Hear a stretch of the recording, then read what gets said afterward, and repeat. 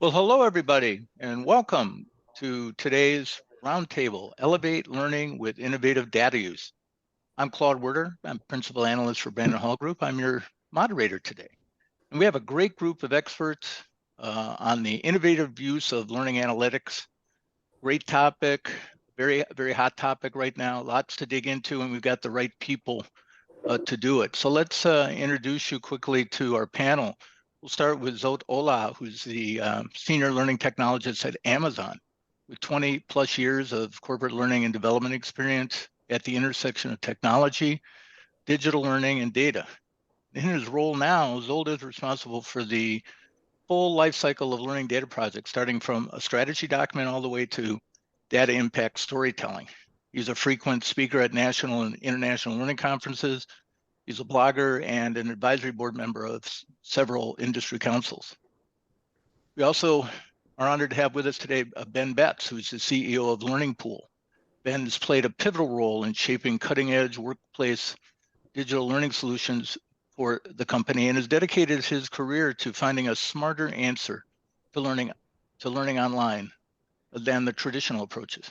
Ben's widely recognized for his expertise in the use of data to create learning that delivers extraordinary business impact with particular focus on the compliance and skills market. And Michael Rochelle, who is the Chief Strategy Officer and Principal Analyst at Brandon Hall Group. He's well known for his deep insight into learning innovation and the evolution of learning technology. Besides all his work with consulting and analyst work, he's previously held many executive leadership roles in HR, information technology, sales, and business development. So as I said, a great panel to move us forward. Before we get started, I want to first thank our sponsor, Learning Pool, technology company that helps global companies solve their biggest employee performance challenges. Whether it's compliance or onboarding, upskilling, or the entire business. Learning Pool's enterprise portfolio of solutions develops an effective and agile workforce through data-driven learning experiences. Global organizations choose Learning Pool for a smarter way to optimize employee performance. Learning Pool's commitment to business impact and continuous innovation is why customers stay. Wherever you find ambitious companies investing in their people, you'll find Learning Pool. For those of you who aren't familiar with Brandon Hall Group, we're a human capital management and research and advisory firm that empowers excellence in organizations around the world through our research and tools. Quick mention that we currently have several certification programs open, including Certified Learning Strategist program, which also focuses on learning measurement and analytics. Visit certification.brandonhall.com to learn more about how to earn a designation. Your participation in our research survey is one of the most crucial components of our insights and thought leadership. So if you have a little time to spare and see any topics that you can take a survey for, we greatly appreciate it. We have 2 active surveys now, including how are you addressing your learning pain points, which I imagine for many may include learning analytics. As you can see, these links are available available in your handout. You can also visit brandonhall.com. All participants receive either complimentary research or the results of the research when it's complete. And finally, a few logistics. To ask questions, and we hope you do, please use the questions panel on your control bar. We will leave time at the end for questions. We also may take some questions as the discussion unrolls. The roundtable is being recorded, and so we'll share a link to the recording and a PDF of the presentation via email in roughly 24 hours, probably less. And if you'd like to download a copy of today's presentation instantly, the link will be in the chat shortly. Talking about the chat, we hope you'll contribute to that with your comments, experiences, thoughts as we go along. Your feedback and perspective on what we discussed today and your own experiences will make the roundtable even more valuable for everyone. So please join in today's discussion, share your thoughts as we go, or simply just pop in, say hello, and let us know where you're joining from today.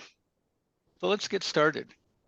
So I thought before we really get into the discussion, since we're talking about data today, let's start with a little bit of data about learning data.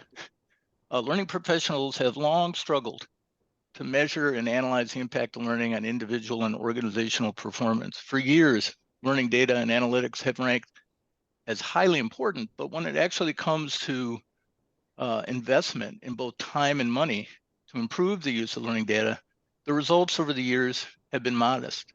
As you can see from this slide, in our latest research on learning analytics, 64% of respondents said their learning analytics strategy is not at all linked to improving individual or organizational performance, or only sometimes. Less than 1/4 of organizations consistently are leveraging learning analytics to improve individual and organizational performance. But over the last couple of years, we've seen a considerable uptick in the investment in both time and money to improve the use of learning measurement and analytics. In our 2024 HCM Outlook study, which obviously is brand new, it ranked actually first in investment in learning.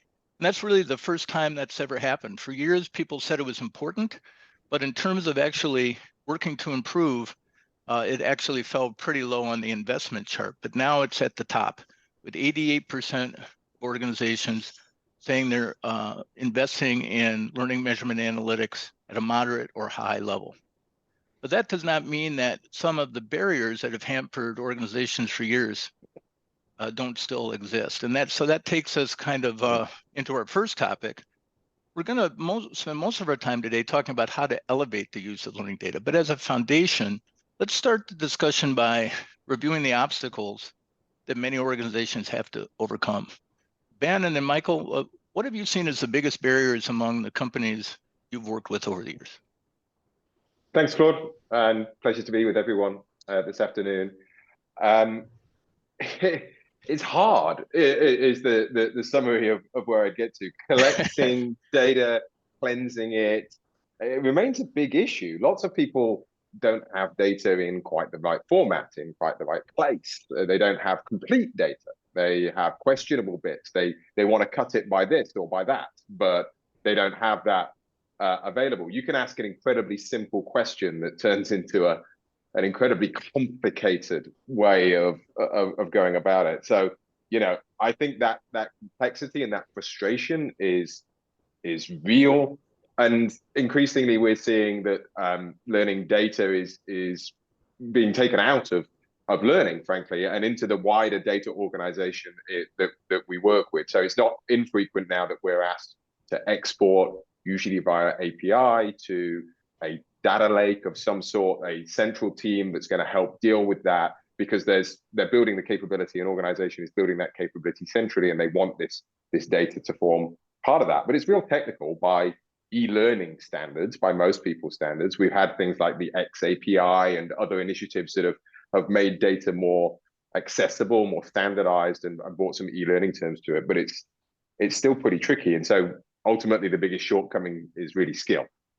We don't have necessarily the skills within the learning technology sphere to do that. It means to do it well, to get the cleansing and everything that you need to go on to get the right data, you're going to need an analyst, you're going to need a data engineer, you're probably going to get a third-party firm to do some of that, and all of that comes to your point, Claude, about budget.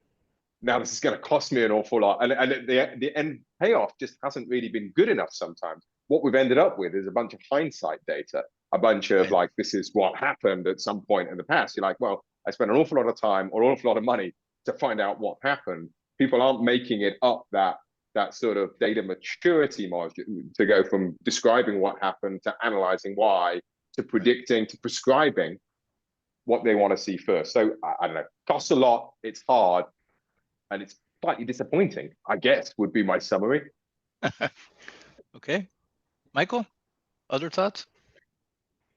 I think, in adding to what Ben brought up, I think a lot of people struggle with what's the definition of data, where you have these numbers flying around and ideas and thoughts, but have they been scrubbed? Have they been qualified? Are they the most timely and accurate? Have we put them in a way that they can be used for the right purpose? You know, do they align with other metrics that we're going to mix them with? It's very challenging. And I think the very nature of learning data has a tendency to be lag data, has a tendency to be completions, hours delivered, grades, which in and of itself isn't the most insightful data. It's like reading the scoreboard after a game's over, 24-10, you won or you lost. So how do you derive insights from things that have pretty much been done and happened? And so I think when you combine that with what Ben's bringing up is that we're really in a fight for saying not only do we need to be better at analytics, but we have to be better at data collection. Great. Zolt, anything to add before we move on? Yeah, sure. So I think I want to be a little more controversial here. I think we use data as an excuse for a long time in different senses. So one is that, oh, we don't have access to the right data. We just use what we have access to. And so now we're playing in the LMS sort of playground. Another is that we don't have enough data. And so we're waiting for the Godot sort of big revelation, like suddenly now we have technology and everything, and now we have enough data to make decisions. And then I'm sure we're going to get to this, especially like from a CEO perspective, is that it doesn't really match up. It's not like you don't have enough data or you have too much data. It's going to be more confusing even than not enough data. And so I think we're going to get into a conversation around how to move around these things, but it's a complex thing. So we don't have excuse right now. We have technology, we have everything ready to go. So I assume at this point, the excuse is gone. Well said. So before we move on and drill in a little bit deeper, I'd like to ask the audience a poll question. This is one of three, so keep your mouse handy. We first want you to get a sense from you of how you rate your organization's level of maturity for learning measurement and use of learning data. Do you see yourselves or your organization as experts, being advanced in it, at an intermediate level or beginner level? And I think questions like this help us understand where our audience is and allows us to, fine tune our comments a little bit. I was on a webinar the other day, and people were far more advanced in some of the things they were doing around AI than we thought, and we kind of adjusted on the fly a little bit. So this can be really helpful for us as we go. You're kind of making me nervous, Claude, because if it turns out everyone's an expert, then like I'm done. Well, no worries. 0% said they're expert. Only 11% said they're advanced. 28%, 39% are beginners, and 50% an intermediate, which is actually pretty encouraging. I've done polls like this before, and the intermediate percentage is closer to like 25, 30%. So we do have a crowd that is making progress, which is great to see. Which is a good segue into the next point I wanted to make, is we are actually seeing, after many years of stagnation, that organizations are beginning to get a little bit better. So in 2022, when we asked about the level of proficiency with learning data in our research, only 16% of organizations said they were highly proficient. In 2024, actually at the end of last year, it's 27% said they were at the high proficiency level. Now, that's still not a lot of organizations, but in a 2-year period, having a 69 percentage point increase is pretty impressive given where everyone was. So people are beginning to really put some effort into it, beginning to make some progress, which is good to see. So then the next question that I want to get to is, what's spurring organizations to action? Why now? What are the things that are helping them try to push harder to get through those barriers? So Zolt, what do you say on that? So from the trenches, I would say a little off script here, but I just finished watching a movie called True Detective, Night Country. Oh yeah, And I did don't too. watch it. It's not really, I think, good writing, but there's a good segue here, and it makes sense. So in this, Jodie Foster plays a character, a detective, and every time they get stuck, she plays this game. She says she forces her colleagues and everyone to ask questions. And when they're Yes. asking the wrong question, she says, wrong question, ask again, ask again, ask again. And at some point, they got to a question that opens up a new lead. And this is what I think we'll be seeing in the organizations, that we kept asking the wrong questions for a long time. Those are questions around how many people completed the course, how much time they spent on it, maybe the score, that sort of thing. But now around us, all the operations, sales, even marketing and legal are asking the right questions and forces us to ask the right questions as well. And it's less about what happens in a course or what happens in people's mind. It's about what happens after that. Are we making an impact? And once you ask those questions and start asking, you completely reframe your goal and your relationship with data. I think that's one of the reasons. I don't know if Ben and Michael, from like the horizontal Yeah. perspective, you see the same thing. Yeah, I mean, I think you smashed that point. To be honest with you, Joel, in terms of, yeah, I use compliance as my kind of go-to thing here, because compliance is it's kind of that bit of online learning, especially, that everyone's kind of got to do. No one's really got a soft spot for it, and the data tends to be completion. We got 100% of people that have gone through that tends to be the almost holy grail here, but take it back to what's the right answer. Is the right answer that I want a bunch of people completing it and I want to measure who has or hasn't completed it? Well, you may have some audit for which that's required, but that's very table stakes-ish.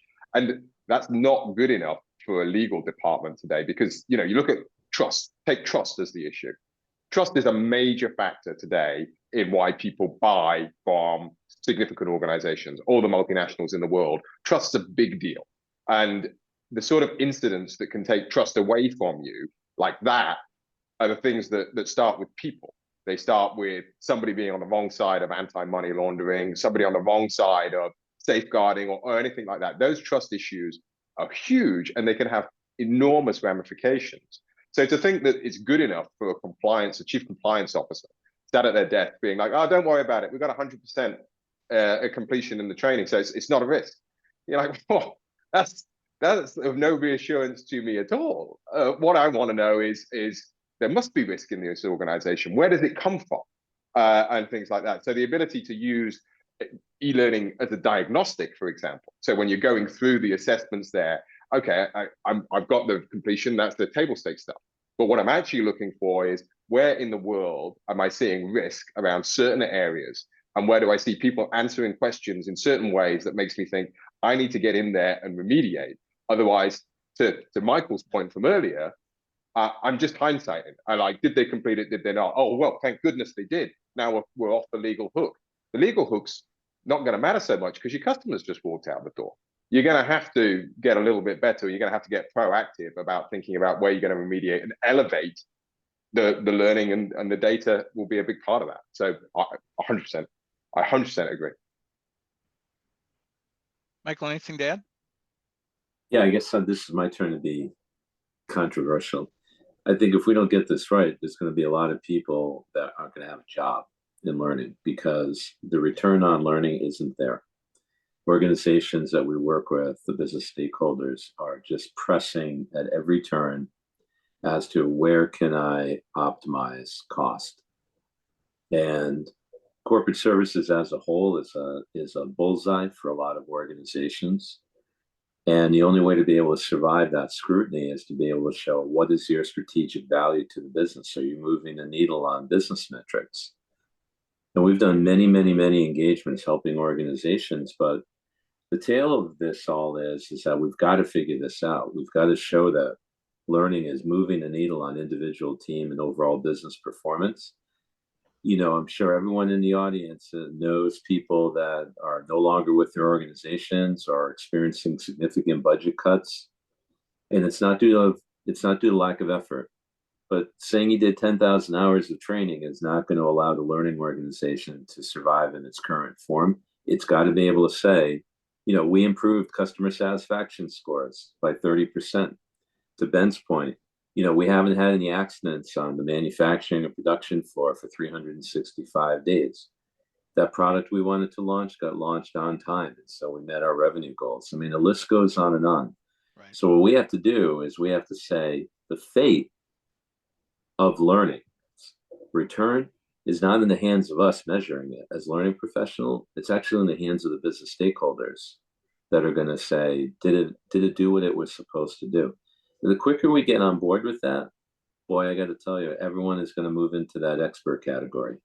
Yeah, but we're getting L&D professionals, and you'll know this better than I, so you can speak to it in a mo perhaps, but like, you're getting circumvented. If you don't do this, Right. then we'll go around you. Because like the CRO, chief revenue officer, chief sales leader in your organization, whoever that person is, if you could ramp salespeople in half the time, I mean, forget half the time, that would be a miracle. But if you could do it a week faster, a month faster, consistently, or something like that, there is an incredibly quantifiable benefit to doing that in the organization.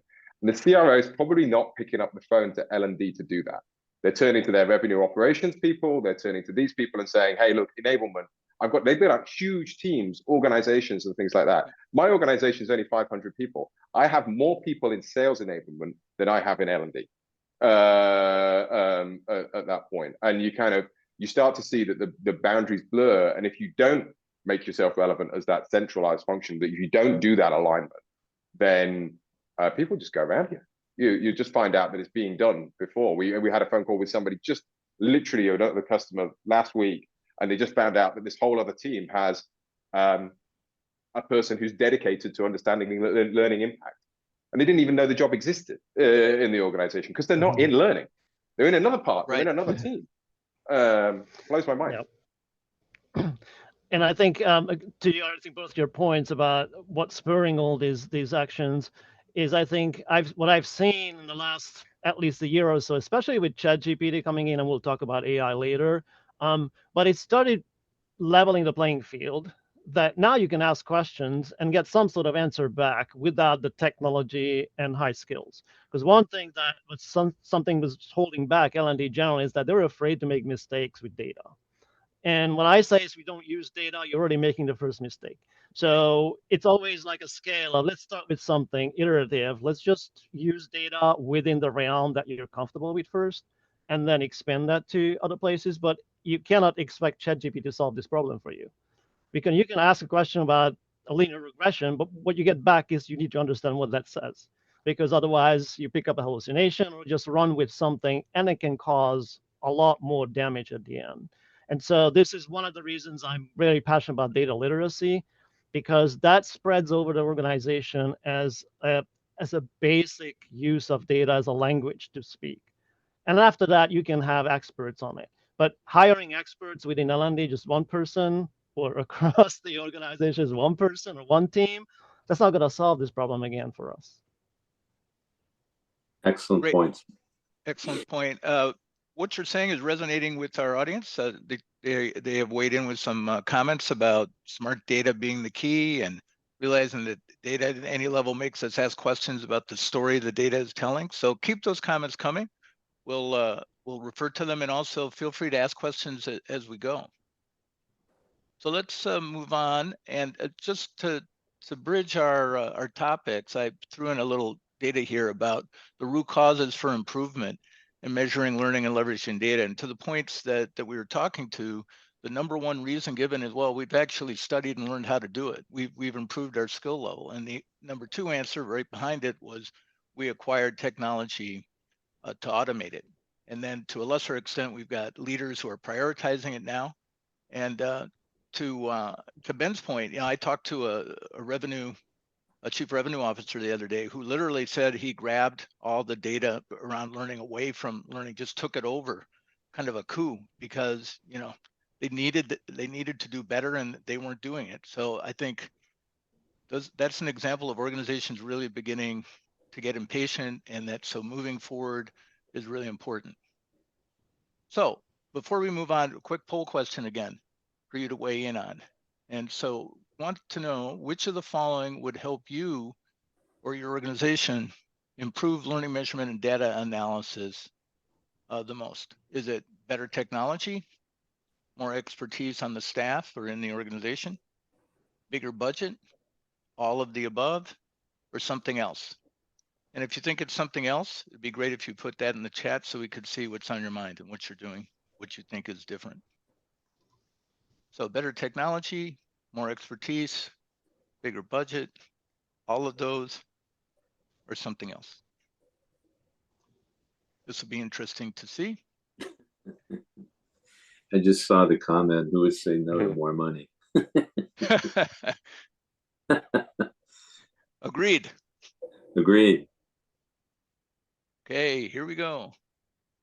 So the the most prevalent answer by a few percentage points is more expertise on the staff. So I think that kind of ties in with what Zold and Ben were saying. And then 33% said all of the above. And then if people said something else, feel free to put in some comments. I think one person said learning training as a priority.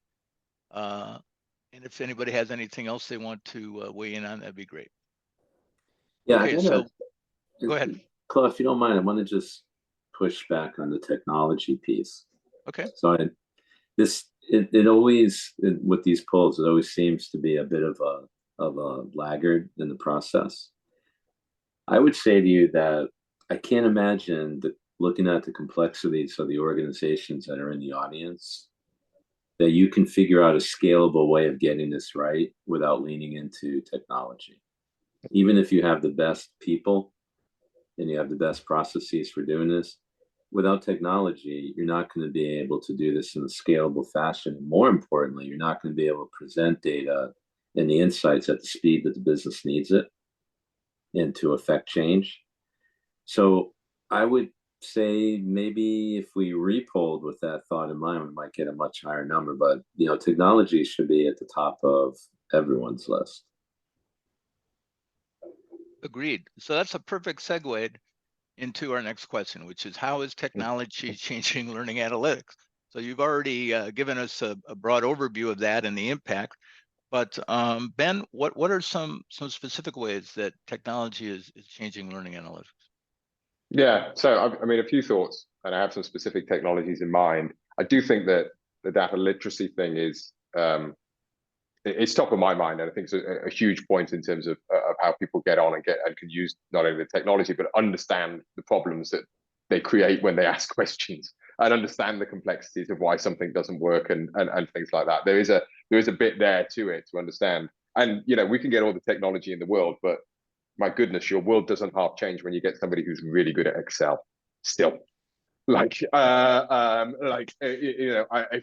the times when the difference between having somebody on your staff who is amazing at modeling something in Excel and somebody who doesn't really know what they're doing, like me, are night and day. So, and I always put I think Excel might be here forever, but if I roll back from something that's quite practical there, I think the technology that started to change things has been to Michael's point, the ability to centralize data, the ability to standardize data and bring it into a single place. That's been quite powerful. That's been a long time coming.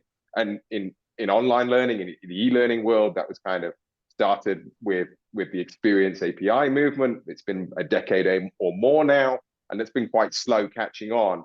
And it might not be, it's not a panacea. This is to adopt a standard way of doing things that e-learning told you to. But I guess the principle that it gets to is you're going to need a central warehouse. You're going to need one place in a unified, understood format for data to be collected. Because without that, you will be forever trying to piece things together.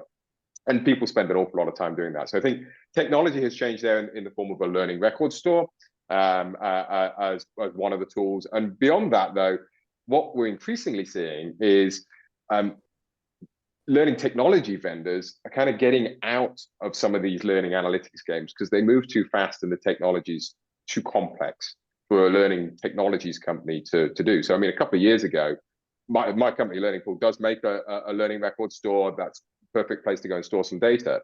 But we've rolled right back from creating learning analytics tools because there's a huge market for these business intelligence tools that goes way beyond anything learning technology is going to do, be it a Tableau or Power BI. Sense there are hundreds, and they're incredibly complex and they move at incredible speed. So it's quite interesting to see how vendors like Learning Pool actually white label or adopt business intelligence tools behind the scenes because you can't cope.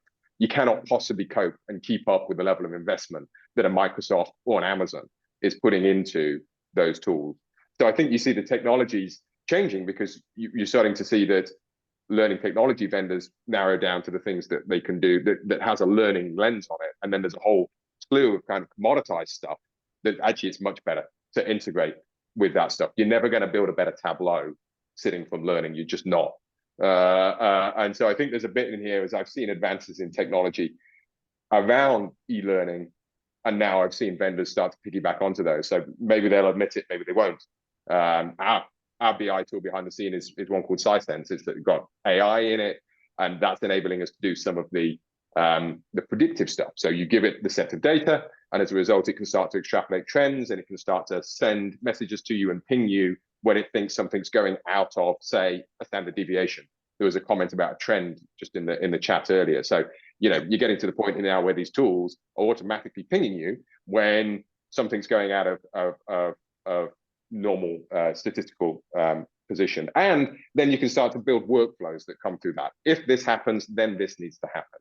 And that starts to replace, and to Michael's earlier point about manpower and things like that, you're starting to see that the typical learning administrator jobs are getting eroded a little bit here, because we can use technology to nag, to poke, to prod, to recommend, to do all the things that you might have done. Now, I don't think it's a bad thing, because I think it can free people up to do, higher order jobs in order of doing that. Nobody likes being the nagger around this sort of stuff. But anyway, I've gone on a bit there. There's a lot in it, but I think I think the world of technology here has moved quite fast, and in some places it moves beyond what learning technology companies are capable of doing. And you should be really partnering with people who are using best-in-class tools, not something that's just a learning thing.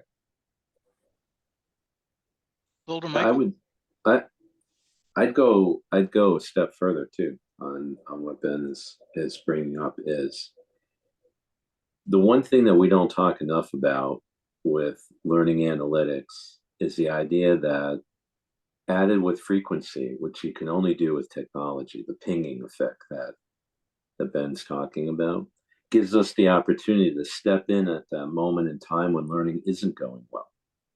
When we call it short interval control, we don't need another reporting tool where we just take everything that already happened and we figure out 75 different ways to cut it into little pieces to show people that we didn't get it done right. The opportunity for technology is allow us to frequently ping, as Ben pointed out, the process of learning, not just to look at learner progression. We have to change our thought process of it's not like, okay, everything's good, everyone's moving along. It's to be able to jump in and figure out when things aren't going well either. And to be able to do remediation and say that group is not progressing, or that individual is not progressing, or why is this group doing better than that group? And by being able to use technology to gain that very important information as learning professionals, we can remediate. We can jump in and say, do they need different learning, better learning, both? Do we need to get a coach involved? Do we need to get a mentor involved? Do we need a manager to spend time with them on the job? You can't do that unless you've fully evolved your learning technology and your analytics. You don't get that opportunity. You can only do it so many times, and probably the opportunity to fix things has been lost. Zolt, any additions before we move on? Yeah, so just quickly, I'm a technology guy. My degree, computing, and all that, programming, I love technology, but I often seen a huge problem with technology that it's basically bought by people who don't use it, and then force the technology to run everything they can because now they have to make up for the money. And so you end up with technology that's wrong in some ways. And so I think one problem it's sort of solved today is that if we put the right technology in place, then you can accelerate and scale. As to Michael's point, is taking all the things that you do today manually, that it's not scalable in the long run. You can maybe focus on one big program and show the value and all that, but you can't do it with everything. And two is that by the time you measure 60, 90 days out there and put something on the screen that it worked well, today's business is gone. So if you walk into a business and a stakeholder and say, look, I can do something tomorrow that's maybe 80% there and we can tweak it, or you can wait 2 months and I'll tell you 100% perfect learning solution. Like they're going to choose the, let's just run with it. Because by the time we get there, things change on the dime. And so technologies allows us to scale at the same time, accelerate what we do. But we have to be starting with asking the right questions. Otherwise, you're going to build faster horses, and nobody needs that. Great comments from the audience. Just keep those coming. I can't cover all of them, but some real good comments from Robert and Cindy and some others. Robert said we need to understand learning data is really part of business data, and we need to meld it with all the other business and person data in the organization. Cindy's saying, I think the investment in learning technologies that help the people know how to track and measure the learning is not on the radar, which I think is a good point as well. So we want to drill into some success stories and some lessons learned. I thought I'd just throw this in here as a bridge. And for those of you who are really working toward improving and making better use of technology, the impact of improving the analyzing of learning is pretty good. We asked the people who improved between 2022 and 2024, what was the impact? And the number one answer was viewed as a better strategic partner, which is really important for learning teams. So they've got to gain value in the organization. Close behind that was being better able to improve learning initiatives after initial results, to Michael's point. So there's a lot of data, good reasons to keep pushing forward and making progress. So one more poll question before we get into best practices and lessons learned, and that is, where is your organization now in leveraging AI in particular to facilitate learning measurement and data analysis? So are you just getting educated about it, considering the possibilities, using AI already in specific use cases or pilot projects? Or D, you've got AI-enabled technology and you're making full use of it. You're, an expert in essence. So I just want to get a sense of where you are before we drill into best practices. So let's take a quick look here. So getting educated, and that's half the challenge, right, is getting started. I've had a lot of calls with clients in the last couple of weeks saying, how do we get started? We're getting a late start, but we want to get people educated about how they can use AI and what AI can do and can't do. So getting started is great. 25% are considering the possibilities, and then 15% are beginning to move into use cases. And we've got a few people, a couple really, that feel like they're well on their way. So great. So, Lowell, why don't you get us started here on, some best practices first, and then maybe lessons learned from working with learning analytics. What are some success stories? So we're gonna sit here probably a week to get through all the things that can go wrong, and then stuff that actually worked. But I'll start with, I think generally, there was a good point on your slide showing of what are people doing, organization doing that were successful, and the top was view as a strategic sort of partner rather than the order taker that we usually talking about in the early 2000s. And I think that is a key point. It's nothing to do with technology. It has something to do with what you are, as an organization, learning organization, are responsible for and accountable for, and what you feel like you're accountable for. If you don't, again, start asking the right questions, then you're not going to be viewed as the learning partner. You're going to be viewed as the content creator, for example. And that doesn't matter what technology put on top of that.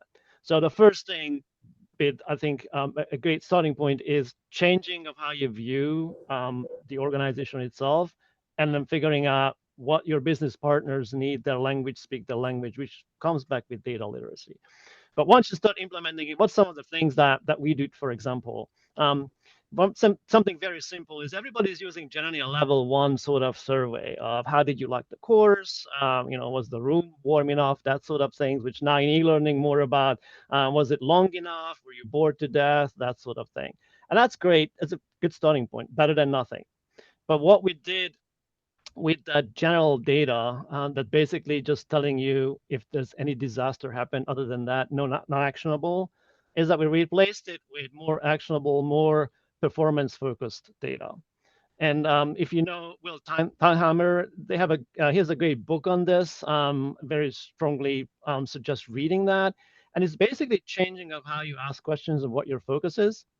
And just by changing the questions, we could actually give predictive value about what's going to happen, for example, to a cohort when they transition from a learning event or experience into their job. So we can tell who was maybe too confident in their abilities. We can tell some people were excited, but they don't see themselves using it because they don't have the tools. Some people can say like the manager is not going to be involved enough. So, or expect, additional training on that, or any of those. Right now, it's feeding automatically into the dashboard, so we don't have to manually create that. And you can slice and dice the data right after something ended, not 30, 60, 90 days later. So changing that again, I know that Patrick is in level 2, the confidence level, but I don't know why is it 2. I think it could be just right there, basically telling you what to expect, and you can work on the transition part. That's one simple thing that you can do and support with technology today. A little bit further, I think on the road, what we did was focusing on the learning design itself. So you can change just by having a great model of how you're going to measure. So you can use Kirkpatrick, you can use LTEMP or Will Steinheimer, but what you're focusing on is a higher level measurement. So for example, we built a little engine to measure scenario-based competence on decision making. And that feeds directly into the dashboard for regional managers so they can see how their security managers and security people doing in what areas they need to action. So that again gives them a ongoing almost touch point automatically. We don't need to do it one by one by one. That's technology providing value that's actionable right away with the business. And that's what they need. That's what they want to answer, not general things about what happened in people's brain and how they like the experience. And then the final thing that we just add is a little bit further on of, now that we know all this, can we actually on the fly, to Michael's point, change the whole experience rather than just waiting until the end and now we can tell how it worked? And Learning Pool is a great example. We built, for example, things like the manager's roadmap or a little playbook that has a same sort of path as a starting point. But because of XAPI, the Experience API level, we can actually send statements and basically track the experience from the get-go. So if someone doesn't need more CEO talk about certain topics, they don't need to get that. They already have the buy-in. All they want to know is what to do next. So we can change that on the fly without anybody manually going in. But at the same time, that data is feeding other statements. And so along the way, you're actually changing your way going through the whole experience based on what you do, your experience, your pace, or your goals.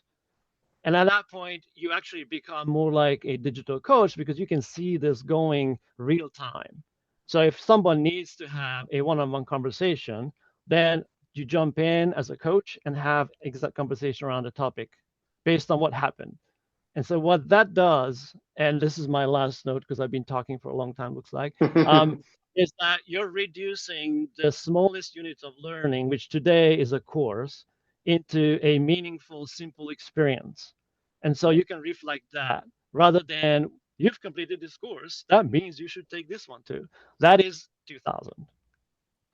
Yeah, I mean, I think that's huge in terms of, Joel, in terms of the implications of data and personalization will go all the way back to the basic unit with which you deliver the experience that you're going on there, because there's no, recommend you this next 12-hour course or something like that. It's not really the path that goes through. I mean, let me come back around to, been a few comments whilst you've been talking, Joel. You've been talking a lot of sense around, Cindy had been commenting in there in terms of, ROI and how you sort of, she's coming to say, I've come to the conclusion that I need to collaborate and strategize about showing our ROI for L&D to leadership.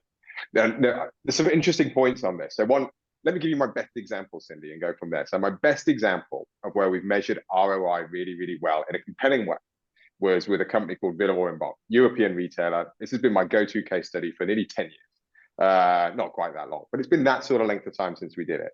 And they worked out that the problem they were trying to solve was, how can we increase average transaction values in stores? So it wasn't really a learning problem per se, it's a business problem.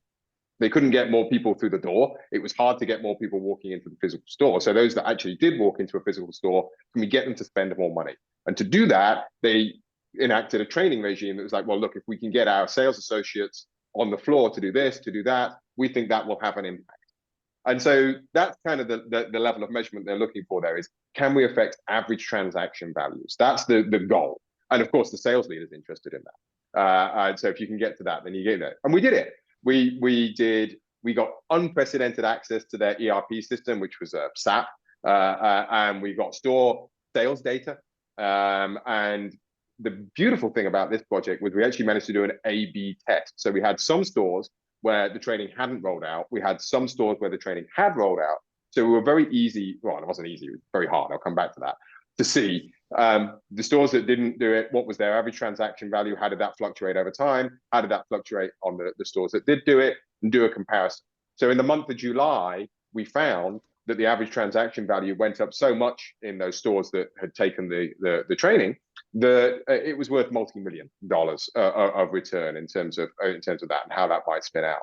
So like that for me that's always my ultimate case study, and it involved an awful lot of time, an awful lot of effort, and lots of data analysts behind the scenes from my company, from Learning Pool, doing an awful lot of the heavy lifting there. It's not sustainable. You can't do it on like an ongoing thing. So like it's a wonderful impact measurement piece, but in the years since that and in the years before that, I've never yet witnessed anybody who's got the capability to do that consistently for every program all the time. They're kind of points in time where you can go for that. So I think I'd love to work with you and do one of those things, but it's not going to replicate in the way that you want it to. It's not going to sustain, and it might find nothing, which is an interesting answer, but you've spent a lot of money to find nothing there. So I think if you have that in your mind as like, that's what we're going to go for, that ultimate ROI test, I'd move away from it, because to Jolt's point, the more powerful thing is going to be little indications of where we can personalize the learning, how we can tailor something a little bit better, that this worked better, that people who fail this test go on to do this, or so on and so forth. These little micro movements, I think in the end will be better. So you can do the big ROI study, and we do them from time to time, but it involves incredible buy-in, incredible alignment, and incredible effort. And I've not seen a way in which it can be done sustainably, fundamentally. Michael, do you want to weigh in quickly? Oh, go ahead. Go ahead. Just to your point, Ben, like especially when you have multiple projects running all the time. It's not like you do one project and you have time to build a case study and tell stories and all that. It's over and over again. It's a business that's running, for one. I think the second part of this is that ROI is one specific type of study. Most of the time, though, maybe 3 to 5% of your project when you start, like aiming for something like that. But the bulk where it's going to be is working backwards from the business and say, okay, if you're looking for something, let's say a new hire program shortening, because that would bring people more on the floor in a call center faster, and that is, quantifiable money bringing in. And so the wrong question they ask normally is, can we cut the new hire program in half? And again, ask again, because that's not how we measure the effectiveness. You can build a half bridge. It's going to be cheaper and faster, but what do you do at the end of the bridge? You just jump into the water. And so instead of that, you change that and ask the right questions, which is about how can we make sure that people achieve the certain proficiency level to start the job? And then suddenly you have a different problem, because it's now individual. Some people should go on, let's say, half time, others need the whole time, who knows? But our goal is starts backwards from there and understand what the business wants and how we can actually make that. And you might find out, Joel, in your instance there, that this is where you can experiment, and you can do a couple of different things, maybe with a couple of different audiences. So this audience does the training course that's at that length. This other audience does a different set of resources, and then uses a digital adoption platform alongside them in the workflow or something like that. Yep. So at that point, and now we're trying to understand, okay, did I actually need a course in the first place at all? Or actually, could I have just supported them in the workflow as they were doing stuff? That's kind of interesting. And again, speaks to the experimentation and being able to try and do things fast. I think that's my big flaw on the big impact ROI things. They don't really lend yourself to experimentation. They lend yourselves to big case studies, but they don't lend yourself to quick agile change. Yeah, it all adds up. And One so, for final example, point. in that case, what if you have, let's say, 100 practice exercises in this program? And the question would be, how many of those actually making a difference? So because we know like learning curve is going to be somewhat like a flat. So maybe you only do only 55 or 60 or whatever. But beyond guessing, you need data. And that's when analytics comes in and saying, there is no point of someone doing more than 45 or 60 because you're focusing on the top 80% of calls that are coming in, whatever that is. And now you can tell the business that they always have risks. So they have risk taking and they understand what confident levels are. So you can say that, here's my take. This person can jump on the call on day one. Here are some risks that are you willing to take based on my prediction. And if they're fine with that, they'll run with it. And they may not ever have to mitigate that risk. But they are operating on that level of understanding. It's not yes, no. It's about how wrong you are or how correct you are. And I stopped talking at this point.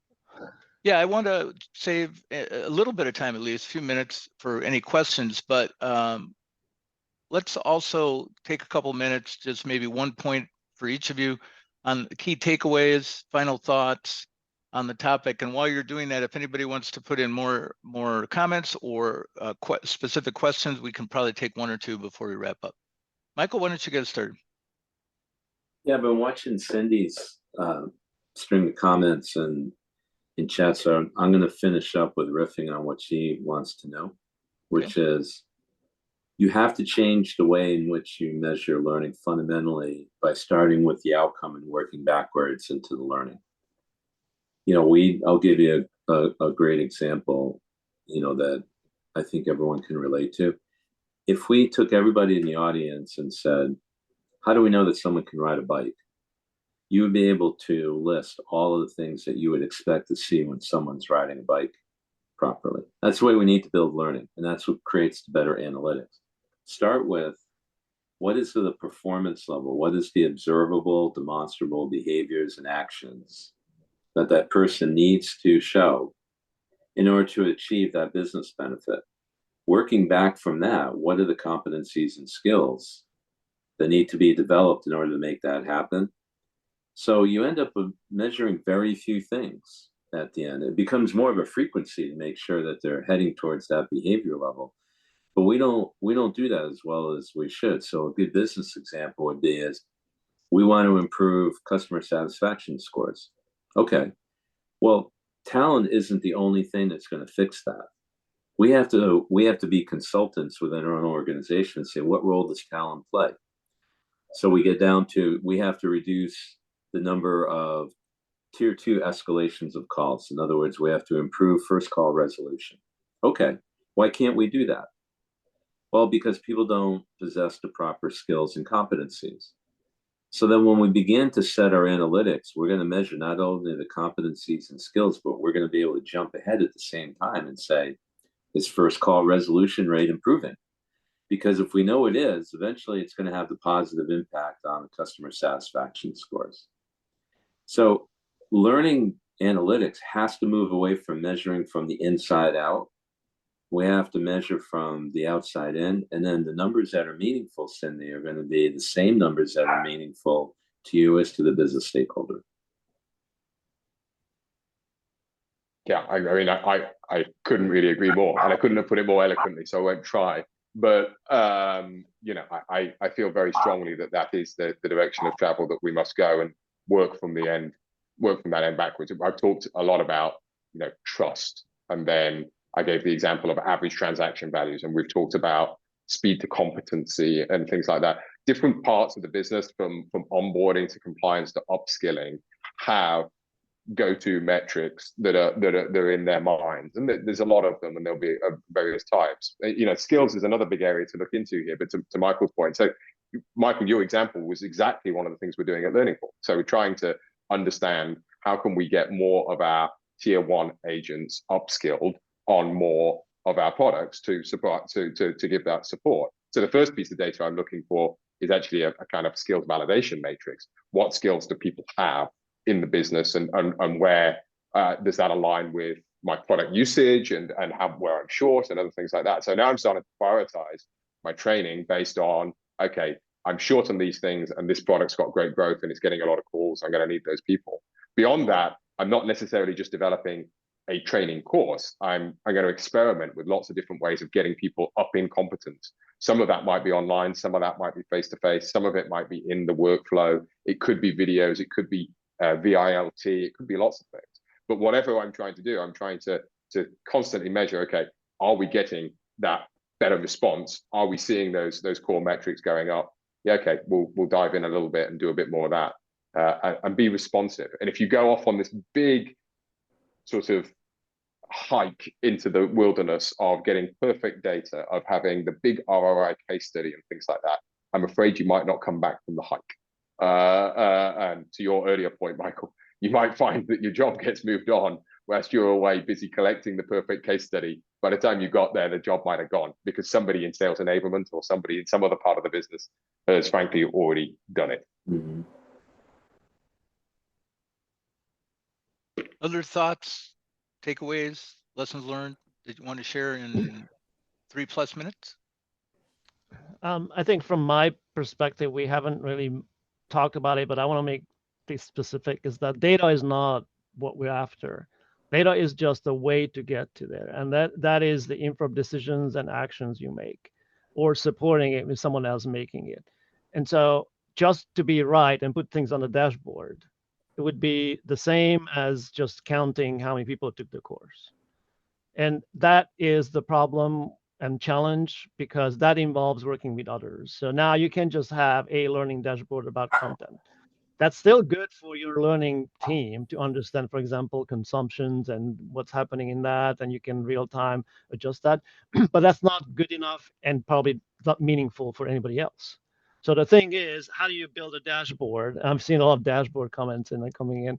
How do you build a dashboard that people actually use, adopt, and you know what they're doing is always going backwards. So basically, the same concept as Michael described, it starts out with those questions and decisions that the business partners are going to make.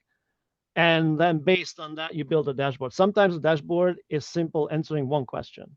And that is it, nothing else on it. Just here's your question that it's important for you. Sometimes it's some exploration of a couple of things.